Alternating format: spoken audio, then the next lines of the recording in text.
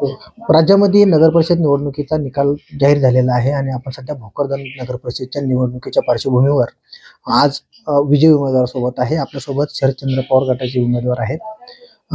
काय सांगाल तुम्ही, या वार्डामध्ये कुठली अशी समस्या होती की ती समस्या घेऊन तुम्ही उमेदवारी लढला आहात? मी पाणी, रस्ते. मी शीला अभिजित भारती, प्रभाग क्रमांक 9 ची उमेदवार आणि जनतेचं कार्य आणि जनतेची मी पूर्ण अपेक्षा पूर्ण करेल असं हे मला म्हणजे खूप हे मनापासून मनापासून मी करेल आणि करणार.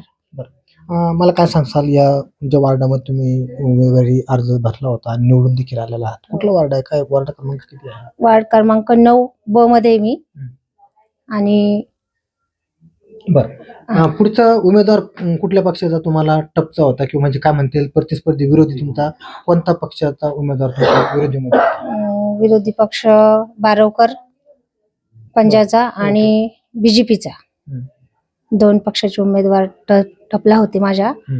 आणि अक्षरशः माझी तेवढी हे पण नव्हती काही, मी पॉकेट बिकेट काही न करता माझा जनतेच्या मला खूप म्हणजे प्रतिसाद दिल्याबद्दल आणि जनतेने माझी ओळख हे केल्याबद्दल मी जनतेची खूप हे आणि आभारी आहे. आणि माझ्याकडे फक्त एक माझा चेहरा बघून आणि माझं काम बघून जनतेने मला इथपर्यंत ह्या पदापर्यंत आणून हे केलंय आणि मी त्यांची पूर्ण अपेक्षा पूर्ण करीन ही माझी त्यांना मला धनापासून प्रार्थना. बरं ताई, मला सांगा, या ठिकाणी आता तुम्ही या वार्डाच्या नगरसेवक झालेले आहात.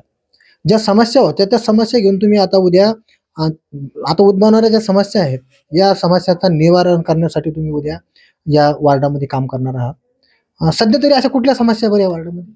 पाणी, नळ, रस्ते, लाईट, कुठलीच सुविधा नाही. आमचे आरोग्य, आमच्या म्हणजे 180 घराची कॉलनी आहे, शिक्षक कॉलनी आहे. पार शिक्षक कॉलनी म्हणायची लाज वाटते या कॉलनीला. पार झोपडपट्टीची अवस्था या कॉलनीची आज झालेली आहे. आणि ह्याच माध्यमातून मी हे जे कार्य हातात घेतलेले फक्त एवढेच माध्यमातून घेतलेले की आज शिक्षक कॉलनीत रूपांतर आणायचंय. नक्कीच आपण जर पाहिलं तर ह्या वार्ड क्रमांक 9च्या विजयी उमेदवार होत्या. यांनी या ठिकाणी शिक्षक कॉलनीमध्ये वास्तव्यात असणारे जे नागरिक आहेत या नागरिकांना अगदी झोपडपट्टीसारख्या वसाहतामध्ये राहिल्यासारखी परिस्थिती या ठिकाणी झाल्याचं त्यांनी सांगितलं. आणि विशेष उद्या नगरसेवक झाल्यानंतर, नगरसेवक या निवडून आलेले आहेत, यानंतर या वार्डाचा विकास करण्यासाठी ह्या खंबीर असणार असल्याचं देखील यांनी यावेळी सांगितलं. सोनाजी जोगदंडे, story.com, जालना.